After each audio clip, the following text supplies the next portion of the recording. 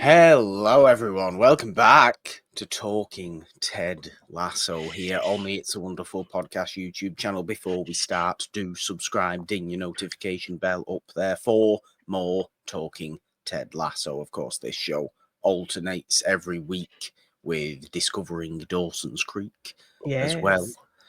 We just had the season 2 finale of Dawson's Creek, didn't we, over on We that show? did. And look, we are now into season 2 of Ted Lasso. We Yeah, began moving along. this week, moving swiftly along. It's an interesting way to start the season, I think, Janine. A few games in to the football season. Obviously, maybe I was expecting the summer transfer window, the off-season period, discussions on what may happen in the immediate, fallout of the relegation from the end of last season. But we don't necessarily get that. It starts off seemingly kind of already in the mix of things. Yeah. Already in the mix of things, and kind of, and I don't want to say threw me a little bit, but I think that's not a bad way of putting it.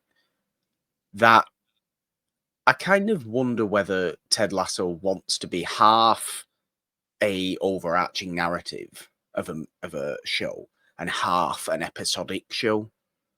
Okay. And where it kind of just puts the characters in particular situations for that particular episode, that week or whatever it may be, and then does the same thing a bit later on the next week. And yes, there's overarching stuff going on, but I think there's just a gap there between seasons that we've just not got, that I think would have been good to kind of explore everybody's kind of time off around that time and the time off, because we kind of get what's been going on from this episode in passing comments and, oh, look at where they are now, rather than sitting with them when they're contemplating where they are now, which I'm surprised about, because I feel like this show is good at sitting with people contemplating where they are now. So maybe that threw me a little bit, and I think we start off the season in quite a kind of darkly strange manner. Don't we, with what happens with Dani Rojas? But I don't know. I feel like it was important to say that right at the start. I was kind of thrown off by the immediacy of that we're already just start kind of of the back season. into it, and then we just kind of get these references to, like, Roy giving his retirement speech and what he's doing now, what Jamie's doing now, and he's kind of skipping over his whole kind of rejection from things, and him kind of just leaving his team and going on some reality show and all of that. We kind of just find out in passing. I mean, from what you remember, is season 2 a step up from season 1 overall? Are we in for great, interesting things? Yes, from what I remember, yes, we do get some interesting surprises, and character interactions, and we do delve more into Ted really grappling with his mental health, because we see him putting on this happy-go-lucky, positive energy. We saw some cracks in it in season 1, him having that anxiety attack, and kind of not knowing where that came from. And now we have this therapist coming in, and him having this kind of weird aversion to her, and him, his mental health struggles kind of surfacing, And also him struggling with being able to talk about it with someone because therapy is not something he really believes in because of his divorce. He kind of talks about, Yeah. feeling ganged up on in therapy sessions when he was trying to do that for his marriage. So he has this kind of, distrust with the process. Which you So can it understand, can't you? I Yes. mean, you get Yeah. that. So we do get some interesting things going into the season with Ted having to grapple with dealing with, what's going on with him. And we'll see some interesting breaks I in get the it. I get it. positive It's positivity that, he's constantly putting out there. So we'll see another yeah. side of him. We'll get to delve into another side of him a little deeper, I think, in this season. I certainly feel like that's important to do and will Yeah. probably, bring out the best acting from Sudeikis. I Yeah. have no doubt about that. It's a very interesting thing to think about, I suppose. But Yeah. let's get straight into this first episode, Okay. which is season 2, episode 1, Goodbye Earl. Earl being the never seen before Greyhound mascot of AFC Richmond. They are the Yeah. Greyhounds. We know they're the Greyhounds, but where does Earl really come from? This is what threw me as well. Apparently, he's always been a thing. Well, I've never seen him before. So why was he? Why was he not Well, relevant last season? I Just mean, in passing. it seems he has probably, like, a private owner, so I guess it's just whenever the owner feels the need to bring him out to a game, I don't know. Also, clubs' mascots aren't real animals. They're men dressed in animal suits. Fair, but if you have a real greyhound, you might as well. Also, you're not allowed to bring dogs into professional stadiums anymore. Oh my gosh. Well, in the world of this show, this is probably now a rule that has been established. Yes. Because yes, we do open this episode with just like the stars aligning in the worst way.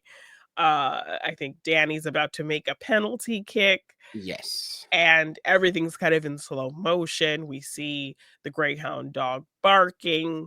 A bird is kind of in just like hanging around by the goal. And right at the moment, we see all of this in slow motion. Danny kicks the ball goes flying, the bird leaves the ground, flies into the air. Earl breaks from his owner's leash, runs for the bird, and all at once, as the ball is about to go into the goal, the bird flies in front. The dog jumps to get the bird, and the ball hits Earl, the dog, killing him. Absolutely ridiculous. I have seen an instance. I do recall an instance. I can't remember who did it, when it was, whatever. But of a football killing a bird before. I know that has happened. Somebody, it might have been some sort of penalty, a bird's Yeah, flown across, and it happened to be at that just the perfect time, perfect and moment, it just yeah. took the bird out. Oh, but do you think a But a ball dog, no. could it could kill a dog? Like, that had to have been I going mean, really fast it would have had to be traveling at some speed, yes, and and I maybe don't know hit how. them in their head, and I don't know, Definitely in the head. yeah.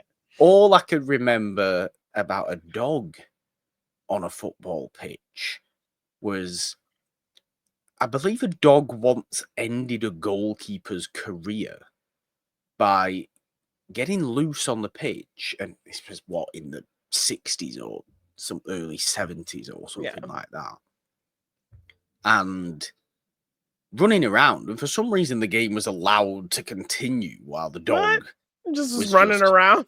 running around the pitch. And the Okay. goalkeepers picked up the ball, and the dog's just hurtled towards him and just gone for his knee like Ah, that. And there's video footage of it. You just see the keeper collapse like onto his knee, like his knee just gives in oh my on him god. when the dog's gone for it. And I believe it was a career-ending, like, kind of bite. Injury. Oh my god. that the dog gave him, which is why you're not allowed dogs in professional football stadiums in Britain anymore. Oh, But goodness. I Yeah. mean, reasons like this as well, it obviously throws Dani Rojas off distinctly. And this penalty is also like, if they score the penalty, it would likely win them the game. And they've had 7 draws in a row. Ted Yes. obviously refers to it as ties. 7 ties in a row. We hate ties and all this business, isn't it? And Yeah. the stars have aligned again to determine that all they do now is tie It's games. just tight. Yeah.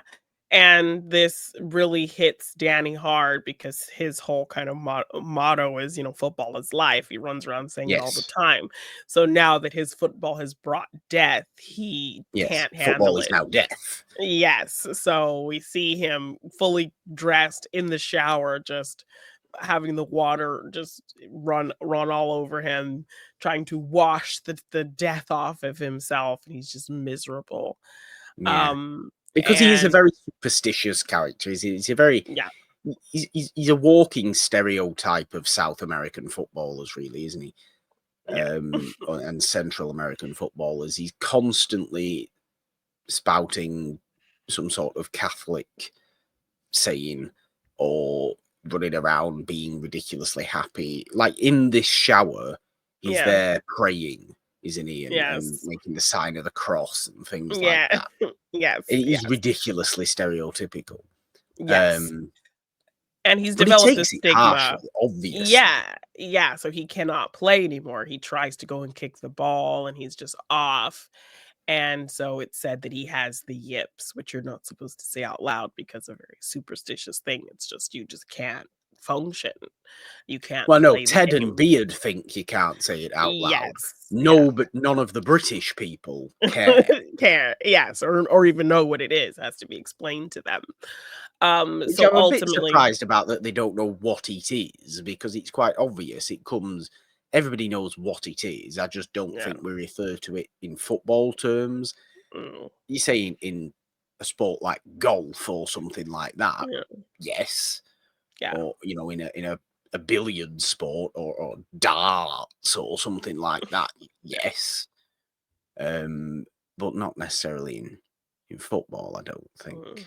But no, it's a very bad word. You can't be saying this. And Higgins and Nate are there just going yip yip yip yip yip, and causing Ted and Beard to just convulse within themselves. Yeah, like, you can't be saying that. So, yeah, Higgins has the idea to call in, like, a sports therapist to, Yeah. um, uh, talk to Danny and help him through the situation. And Ted kind of reveals that he is not really into the idea of therapy. He doesn't think it helps anything.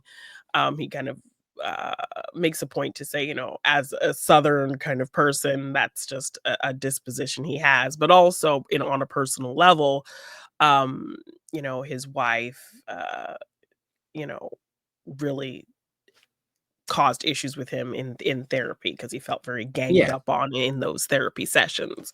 So he doesn't see it as something that works. So he's very kind of iffy about the idea of having this person around.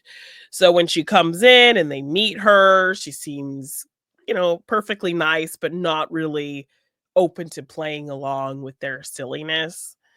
No, She seems she's very perfectly nice, but very, very straight to the about point, business. very, Yeah. very serious, Yeah. very, very methodical and Yeah. businesslike. Like you say, she comes in, she wants to do the job, and she knows she's not here for fun and games. She's here to do a job. Yes, and so that in and of itself is just something that, like, Ted can't really wrap his head around either Yeah. because he's just very much like, you know, why is she not opening up? And, because everyone else I'm kind of like this with, you know, a is able to reciprocate, and she just kind of cuts me off, like, right, when I'm trying to, you know, do my thing basically. So, yeah, Yeah. he doesn't know how to navigate her in his way. So it's really perplexing to him. So it's interesting to see Ted be this disarmed because typically even if somebody doesn't have the kind of expected response to his behavior, he still finds a way to navigate it. But with her, Yeah. she kind of is constantly cutting him off, so he's just doesn't know what to do. Like, even when he tries to call her doc for short, she's like doctor, and he's like Yeah. doctor. And so that's a struggle for him. So it's really interesting to see him kind of thrown off like that, because we rarely see him not be able to kind of use his positivity to navigate through something. Yeah, I mean, it's because there's a fear element there that comes from that personal experience, but we don't see the sessions that she holds themselves, Yeah. do we? But she sees that she's she's kind of half disrupted Higgins's life because she's taken Higgins offers her his office because he's Yeah. obviously incredibly selfless and ends up just working In literally random anywhere he Ye possibly can. yeah, so it's a running gag through the whole episode where Higgins will just be trying to work in random places, constantly knocking his In, pens over. yeah, Um, in the gym, in the bathroom, yeah, in the yeah, hallway, yeah. He's trying to on just find a place. yeah, and absolutely anywhere. Obviously, quite funny. Yeah, and, But these therapy sessions seem to work, don't they? yes, Pretty because quickly.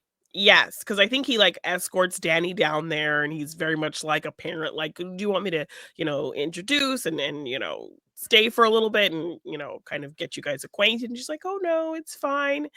And so Ted is feeling maybe a little bit jealous and Yeah. unneeded and unwanted, and that he's not needed.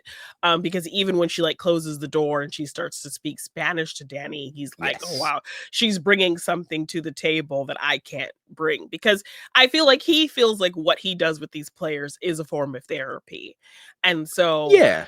Which to an extent, I think it is. yes, definitely. So when she kind of comes in with this more very regimented, strict approach, he feels very kind of, I think, a little bit jealous about that. And Yeah. she's only there really to talk to Danny, but then when he goes down there, he finds that she's talking to other players Yeah. and And who she wanted to talk does, to her. she deals with Danny so well. Danny, by the end of the episode, is Is coming back to back his old out, self. sprinting back out onto the training pitch. Football is life, running around like a lunatic, like he usually does. Yes, yes. So And that's Ted not even taken too long, has it? It's very, very successful. And yeah, like you yes. say, we see more and more players by the end of the episode want to go and speak to her. Dr. Sharon is going to stay around by the looks of things. Yes, yes, and Ted is just very kinda iffy about it and is not sure what to think. Um, even, he wants to know what she did to get Daddy back to normal, so he Yeah. asks him. So, yeah, just his curiosity with her methods, like, "How was she able to help you when I couldn't?" kind of thing. So, yeah, I think he's having a bit of an inferiority complex with her around, and he's constantly just, like, watching her and, like, thinking, "Oh, she's just gonna be here for a little while," but when it seems like she's gonna be here for a bit longer, you can see him be a little bit unsettled by that. Yeah. And I think Danny comes back out and says something like, "Oh, she just reminded me that football is life and also death and Yeah. everything in between." Yes. Yeah. It's like, So now that okay, he that has doesn't a really make right? sense, but fine. Yeah, I mean, it made sense to him. She found a way to, like, navigate it and make it work for how he sees things. So, yeah, really interesting, I think, this dynamic with Dr. Sharon coming in. Yeah. Um, and then we have Roy, who seems to Oh, be a bit, yes. struggling a bit with retirement. We see him coaching his niece's football team, and he's like talking to them like any other player. And I love the teacher having to come in and remind him, you can't talk to the kids like that, even if they are Roy, like you you can't can't call call the the little the kids girls those kind of words, even you if just they are can't. being that. But I love that she even kinda side agrees, like, "You can't call the kids pricks, even if they are being little."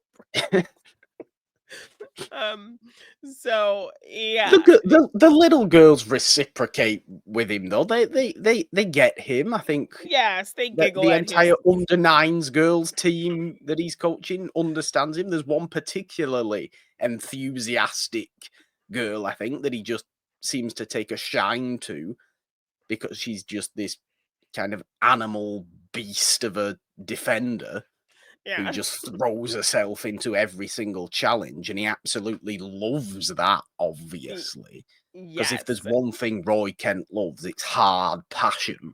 exactly.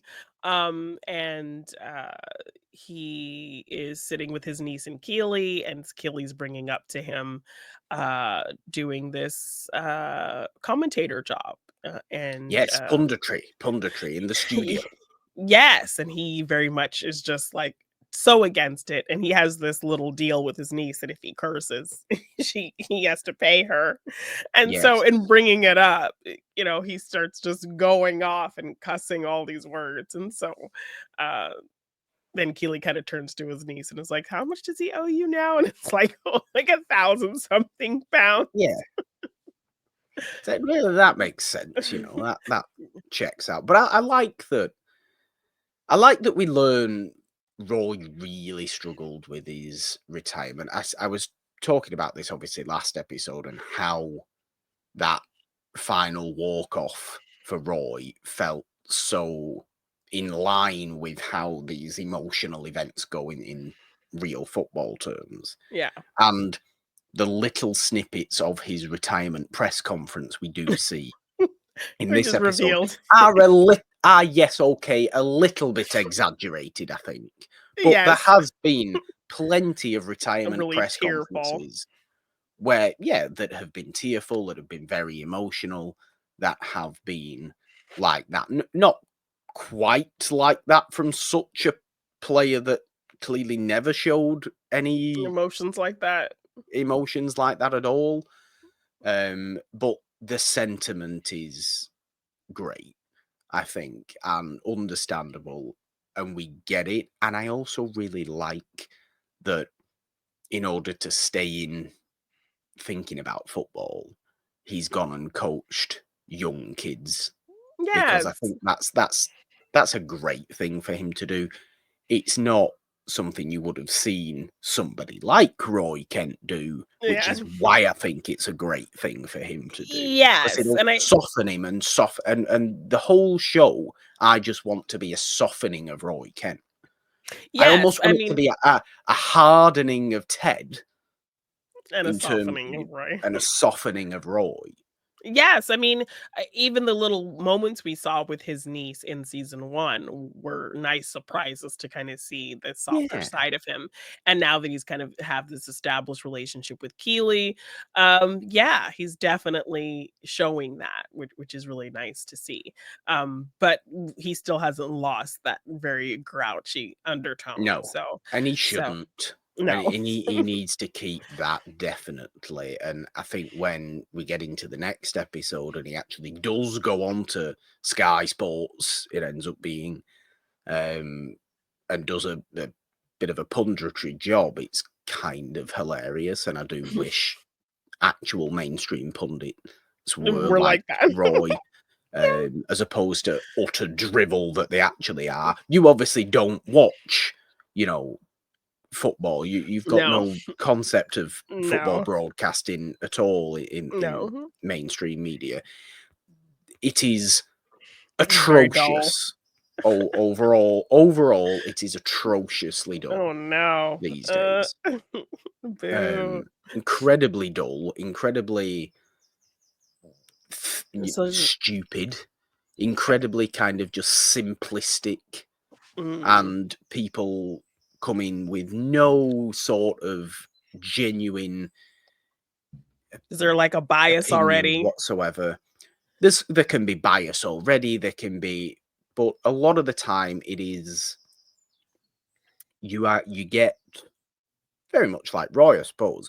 You get almost exclusively, well, yes, exclusively ex players on, some Yeah. of which are better than others. Okay, some of which Okay. talk more sense than others, some of which are more reasonable and actually thought out, but some of which, or some of whom, are incredibly idiotic people. Mm. And not in terms of just like, I don't agree with you. Literally in terms of what they say. Oh gosh. And they seem to have no distinct opinion whatsoever. Or they seem to not be able to look beyond their own Mm. strict opinion into Yeah, and objective yes. analysis. Okay. Yeah, that What does not Roy sound very Kent brings in civilized. that second episode is very, very is a breath of fresh air, and the presenter and everything. Jeff Stelling, real football presenter. Don't believe he does it anymore. Don't watch Sky Sports. Haven't done for years. But was a great presenter. Yeah. Really, really great presenter. I don't think you will not hear a British football fan, any British football fan, say a bad word about Jeff Stelling.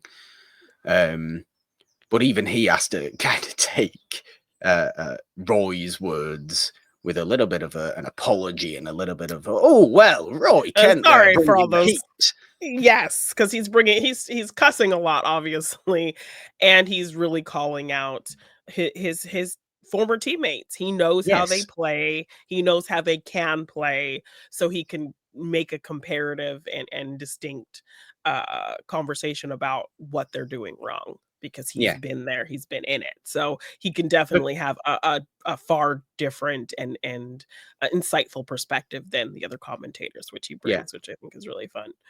I think the closest real life we have to the way Roy presents himself when he does do that punditry gig in the next episode, and we're going to kind of bridge these Yeah. two episodes now, I think, is a very similarly named man, Roy Keane, who Oh, used to play for United. I have every belief that Roy Kent is very, very much based off Roy Keane. In oh, terms of okay. player attitude, Name. name, absolutely everything. Oh, okay. He screams that. And Roy Keane is probably the most outspoken of the Yeah. mainstream pundits. That's why I think there's a lot of rise of kind of fan pundits, I Mhm. suppose. And there has been for probably 10 years now, to be Mhm. honest. It's just gotten bigger and bigger because it's a bit more genuine conversation. People will Yeah. do like game watch-alongs on YouTube that Okay. are tens of thousands of people watch the game with them and speak to them Yeah. rather than watching any sort of mainstream broadcast. Oh, okay. Um, just because maybe it's because it's more interactive. You can have more More exciting. genuine depth discussion. You can have Yeah. there's all these different opinions you can get that isn't just the same five people telling you Yeah. what they think over and over and over again Yeah. with no feedback. I get that. But Roy Yeah. Keane is a little bit of he will More come out bold. with more bold opinions because he always was that character. He used to play for United, so I have Yeah. A somewhat of an player's affinity for Roy definitely Keane. Yeah, a player's definitely gonna have a different, more insightful perspective, I think, than someone on the sidelines. Yeah, but even sometimes Roy Keane in the real world will I think he's overly miserable a lot Okay. of the time. I also is kind of one of these people who, when something good is happening, kind of will still find the negative. Okay. Um, which is fine. He's a better. But I've gone off on a tangent about the quality of Well, no, I mean, punditry in Britain. this is what I was wanting from doing this show with you, was so that you could really bring those insights, so go But on. punditry in Britain is either incredibly simplistic and you can't stand to hear them even say a single sentence because they're either trying to make it all about themselves or Mm, just being idiots. yeah. or they are so regimentedly opinionated that they cannot stray away from their own opinions. Oh, It's kind of one or the other. Roy Keane falls into that second category a okay. little bit, but he is at least an interesting orator. He's an Okay. interesting speaker. You know, he will bring an opinion that nobody else has and say it in such In a a very Paul bold Kent type of way Yes. Okay, I like that. that I'll send you some clips Yeah. if you want Yeah. after this, but Yes. he he's very popular, Yeah. and yes, I have an affinity to him because he was a great, he's a legend of Manchester United. He was a captain for a long Yeah. time, won countless things with United. Right. But is a very, very miserable man, Yes, so that in sounds his very opinion. much yes, that sounds very much like Roy, and, yeah, I mean, this first episode, Keely is kind of trying to push him to do it, she keeps telling him she thinks it'll be a good idea, she even kind of brings it up during a date, and, kind of Yes. she kind of real and what's really sweet is this really great honesty and communication. um it's kind of this unspoken thing, like they're on a double date with Rebecca because she wants them to kind of vet this guy that she's dating, and the Yes. guy's asking him like, what do you have going on? And Keely brings up, oh well, he got an offer to, uh uh, be a pundit for Sky Sports. And so she brings this up so that other people will kind of also give their input that it's a good idea Yeah. to try to get him to do it. And it's not really a spoken thing. You think, okay, it's not that big of a deal. But I think later, I think even in the next episode, that she calls him up just to apologize for bringing it up and putting that pressure Yeah. on him. Yeah.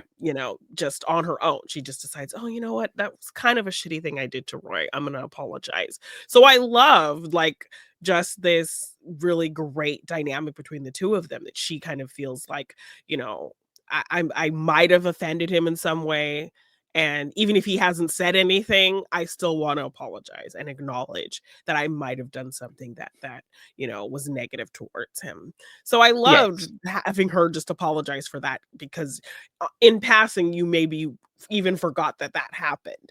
So I love that she had the thought to think of him in that way. But, I um think they have a great relationship. I yeah, only want to see it grow and grow and develop, and as they come to more understand each other. I think they yeah, are such a good balance of yeah, characters yeah, and just work together. yeah. So I have nothing but kind of love for Keely and Roy Yes, together. they're very cute together. But yeah, he kind of gets roped into, I think that the last little bit that we probably haven't discussed from this first episode is the double date situation. Yeah. Um, yeah, Rebecca, she's been seeing this guy, she's really excited about him. And we see kind of Keely giving her advice about him throughout the episode. And it's a really cute moment also with her and Ted, with Rebecca and Ted, because she's expecting Keely to show up so she can talk to her about the guy, but it ends up being Ted. And then Ted kind of offers to be a stand in for girl talk.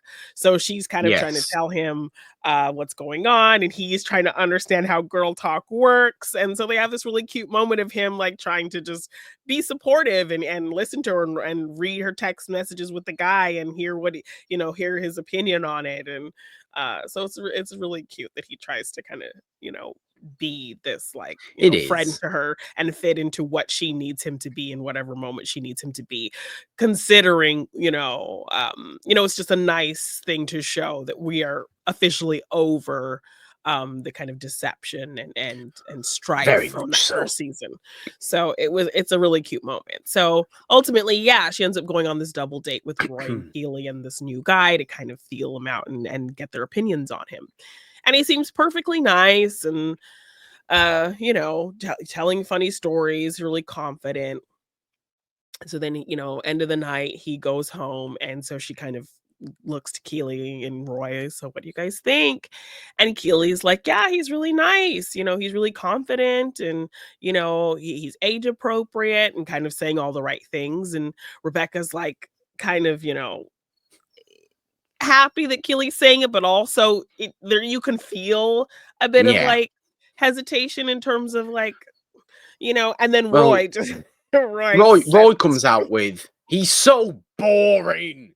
Yes. You can do He better than this. How dare you think you y have to go yeah. for somebody like this?" Yes. Well, don't you dare, go for someone who is, not worthy of you essentially. Like you could do so much better than that. Yeah. And he's like, "Keely, tell the truth." Like he knows that she's just kind of saying the right things. And I love how he just blurts it out and says that you are like a fucking amazing lady and you Yeah. deserve somebody who's just as amazing as you. And he's fine, but he's not on your level of awesome, lady. So Yeah. I love So seeing this very come on. supportive Roy being supportive and surly, in his way. It's like it was so great. Definitely. Yeah, Definitely. yeah. You know, we get that. I want to see more of it. Interesting to see where Rebecca's gonna go this season, I think, and Yeah. exactly where her focus is gonna be. Obviously, I think it's more on the team, but where does she throw all of her passion now? Does she throw it onto the team? Does she throw it into that? Is there still this kind of building of outside friendships going on and maybe some Yeah. romantic, Well, yes, this entanglements further on? this episode and the next, she ultimately ends it with this guy kind of she's sitting She with him in a does. cafe and she's kind of looking at all these other couples and realizing, That I happens don't. in the second episode as well, doesn't it? Yeah. Yes, and so I think this is just laying the groundwork to let you know, to signal to the viewer that she is open, she's looking for love, she's Okay, looking. okay. I get it. So we will I get see it. that kind of develop in this season. So, Well, let's get a little bit more into this second episode then. We've talked about the punditry and all this yeah, kind of stuff. yeah, Very, good chunk of the episode and a very enjoyable one. I enjoy that Roy comes out with this bold attitude yeah. on it and just speaks about how it's important to fight for the shirt, not for what's the saying? Play for the badge on the front and they'll remember the name on the back. Yeah. That's a good saying. But this episode is episode 2 called Lavender Yeah. because why is it called Lavender? I remember why it's called Um, Lavender and now I've forgotten. well, we're seeing this really weird thing with Nate that now that he has a little bit of power, he is That's wielding right. it to badger the new Kit Boy. And um he there's a moment where he brings them, he uses some type of lavender scented thing Yeah. on the towels and he just starts berating him about it. And like the other coaches are looking like, "What? Why is Nate like It's not making all this?" that. It doesn't matter. It does exactly, or he like puts some flavoring in their water and he gets mad. So it's like Nate, he these are like glimmers because I know you've already revealed that like you've Yes. been spoiled on the twist that happens with Nate kind of going forward. Yeah. So You can see it, and I think it's gradually there, isn't it? yeah, He has, because he was always such a character that is looked down or has historically been kind of looked down upon as, oh, he's just there. We don't really know him. We don't really remember him. And it's not until Ted comes along that he gets a little bit of kind of say and and sway and attention. Yeah. attention and all this kind of stuff. There'll be deep-seated insecurity in Nate to want Yes. to be better and better, to want to wield a certain level of power. And I don't think it comes from any horrible No. place. I don't Yes. think it comes from any malicious place. It comes from an insecurity place. It comes from I have it now, so I must act on it. We see last season when he gets, he's given the opportunity to do that team talk and he's given the opportunity to present his tactics and things Yeah. like that. And he does it in a very, very kind of harsh, Harsh direct way way. Yes, yes. that at the time is funny, but when you sit and realize what is to come, and I suppose I shouldn't technically know what is to come, but I do. Yeah, It's you see the seeds being planted there, and you yeah, see the seeds being planted there in this as well. Again, I don't know exactly how his betrayal, quote unquote, happens. I don't yeah. know how malicious or What not brings it it may about, be, yeah. Yeah.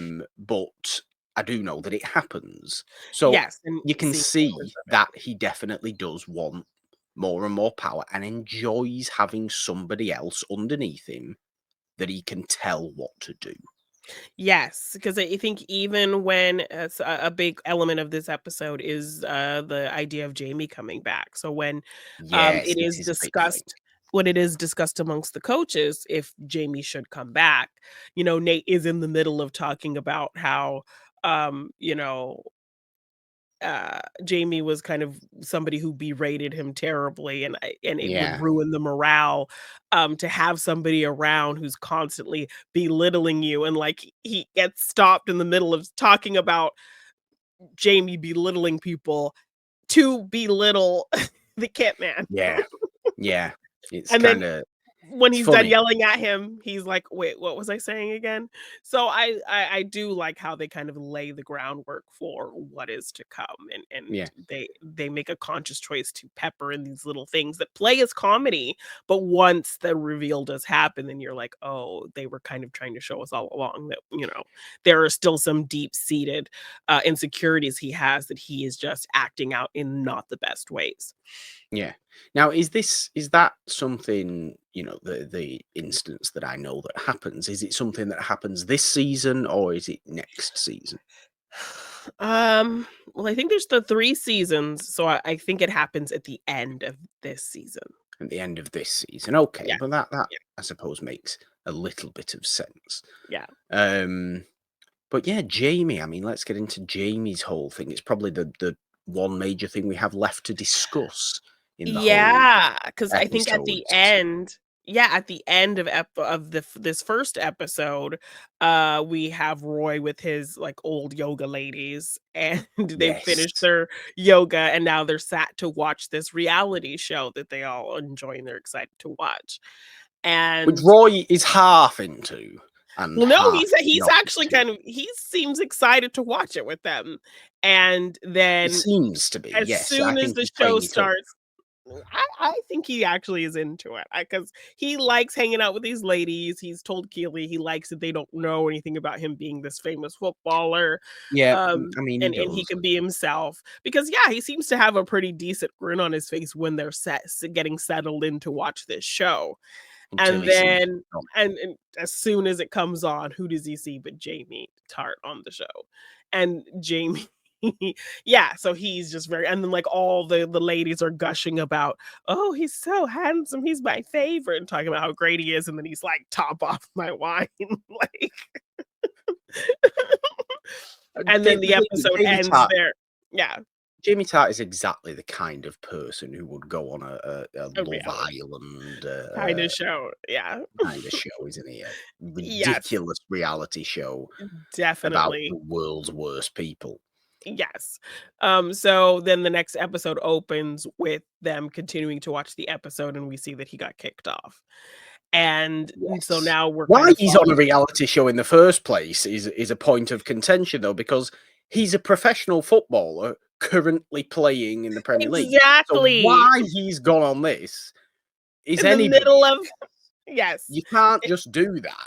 Exactly, which they tell him. So he returns and they're like, "You just, like, abandoned your team to do this reality show, and nobody wants to work with you because your attitude stinks. So I'm sorry. No one's gonna take you." So we got kicked off the show. He's gotten kicked, off the team. And so he doesn't really have anything. Yeah. So, he finds Keely to talk to her, and get her advice on what to do. And we don't see the conversation. But it's later revealed that she kind of says, "You're talking to the wrong person." So then he goes and finds Ted and talks to him Yeah. and asks him if he can come back. Very And sheepishly, very kind of yeah, he's tail not between his legs. very tail between his legs. He's not his, I suppose, typically arrogant persona at this point, is Yeah, he? Because he's had all these things go wrong for him. The fact we obviously understand where it all comes from, we understand his backstory, we understand yeah, why he has grown to be the person he has grown, makes us not. It doesn't. I don't think it makes us like Jamie, but it certainly makes us understand him, which is very very important to yeah, do. So we have a level of sympathy for him in this moment. We also understand that he's a very difficult person to have in your life, yeah, almost, isn't he? He's a very difficult person for Ted to bring back into the team. yeah, Talent aside, very good player. Would yeah, significantly improve Richmond again, especially given that they're now in the championship and he is, you know, a top level young Premier League footballer, mhm, talent wise and experience wise. yes. But Um, he just with the worst attitude imaginable. yes, and he's burned many bridges, when he left, and, Yeah, people remember him for berating them and being terrible to them. So, he knows that, like, it just wouldn't be good for the morale or the dynamic of the team, and he ultimately does just flat out tell him, "I don't think it's a good idea."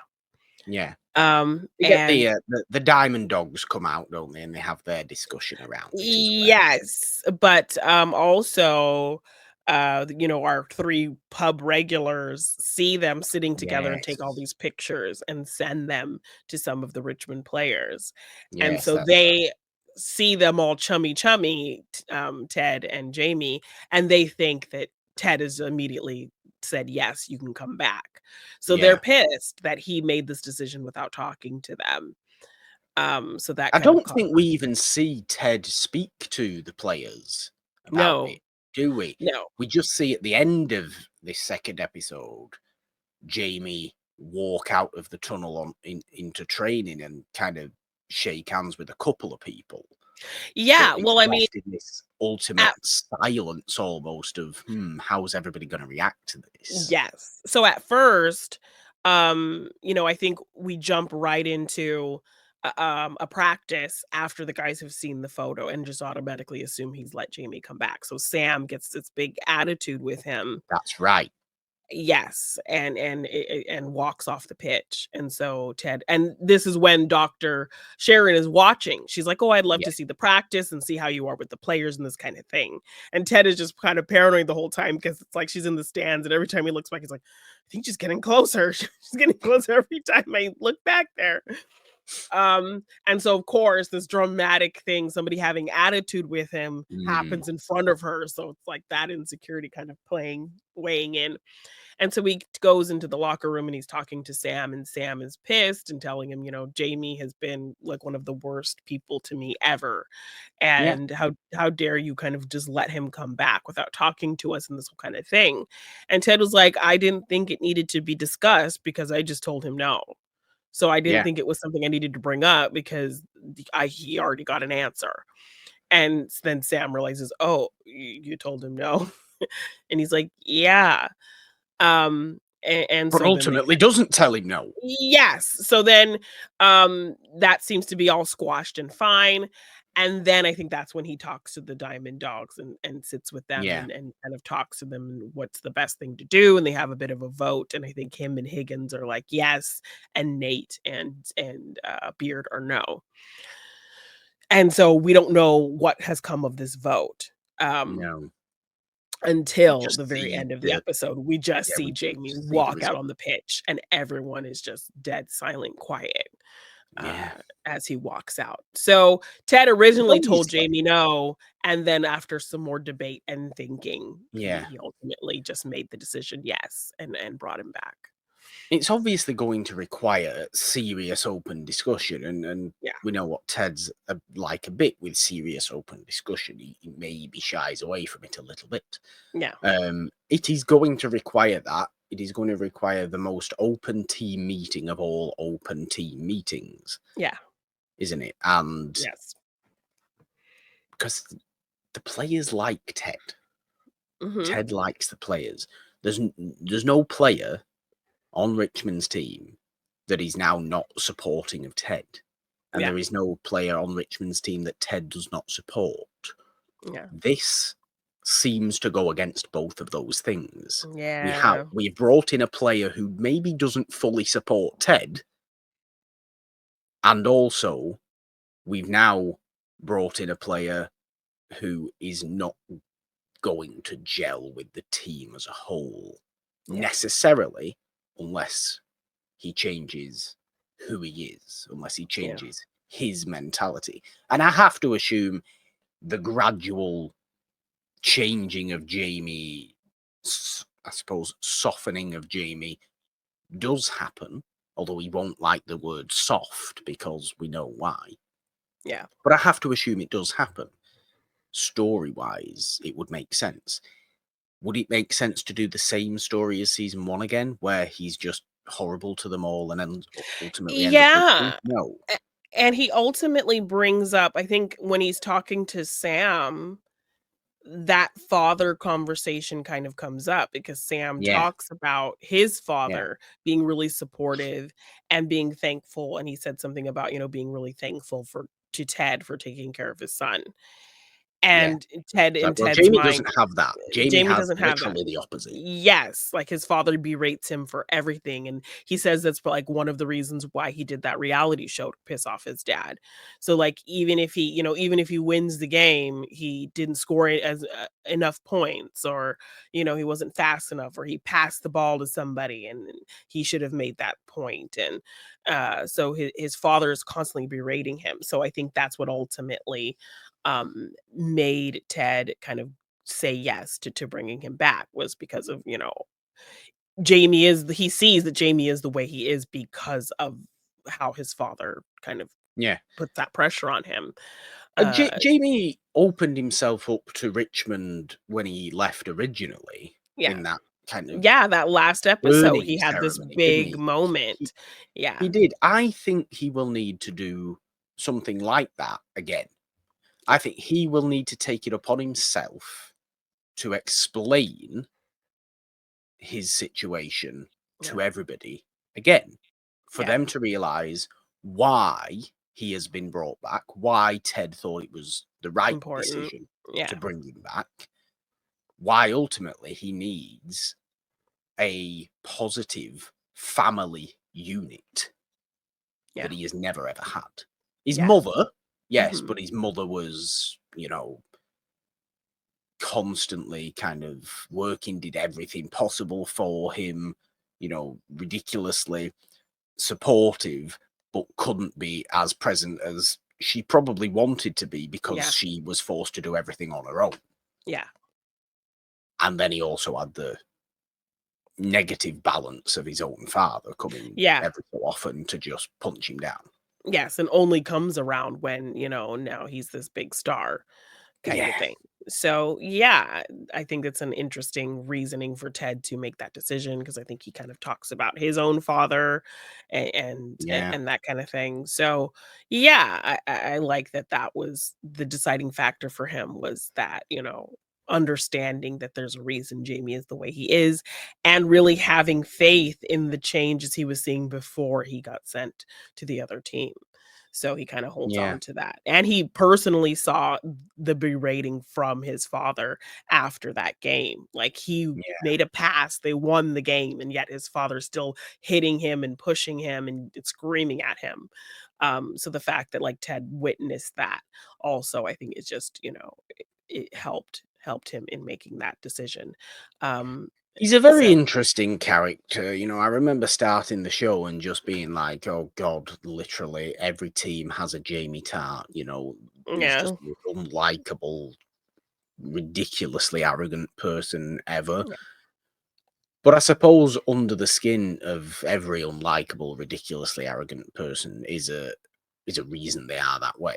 And it's yeah, usually a negative reason they are that way. It's some sort of yeah, trauma response reason they are that way. yeah. I just don't think we see it in enough people. We obviously get the exploration of that with Jamie. I don't even necessarily think we need more explanation or exploration of that. I just think what we now need It's is for the Jamie team to be to able sit to. down with Yeah. Dr. Sharon. Okay. Yeah, and I think it's important for the team to understand, that dynamic with his father being It kind of is. the root cause It for how he's really treated is. people as well. The show could do worse than having his father actually come to Richmond and in front of everybody be the way he is with Jamie. Because then at least it would be horrendous, Yeah, but it would be but it clear to would them be that clear to he everybody. bullied because was bullied kind Yeah. of thing. Yeah. It's interesting. Yeah. It's interesting. It's going to be a contentious next episode. I can tell that. Yeah. Indeed. Exciting, though. Season 2 of Ted Lasso. We're Yes. on it. Talking Ted Lasso is here. Of course, as we said at the top of the show, alternates every week with Discovering Dawson's Creek here on the It's a Wonderful Podcast YouTube channel. Do subscribe, ding your notification bell up there, and of course, subscribe to the main It's a Wonderful Podcast feed. Yes. For the main show, celebrating old movies every week. And of course, Morgan hasn't seen itself movie version on all major podcast platforms. Leave your comments over there. Leave your likes, comments, and all that good stuff on this video and all the stuff scrolling down at the bottom of the screen, including Patreon, donation links, social media. It's all in the description of this episode, which therefore means, Janine, I do think there is only one thing left to do. And obviously, as is custom, in your very best, pundit Roy Kent. Oh gosh, how specific is that? 3, 2, 1. Bye.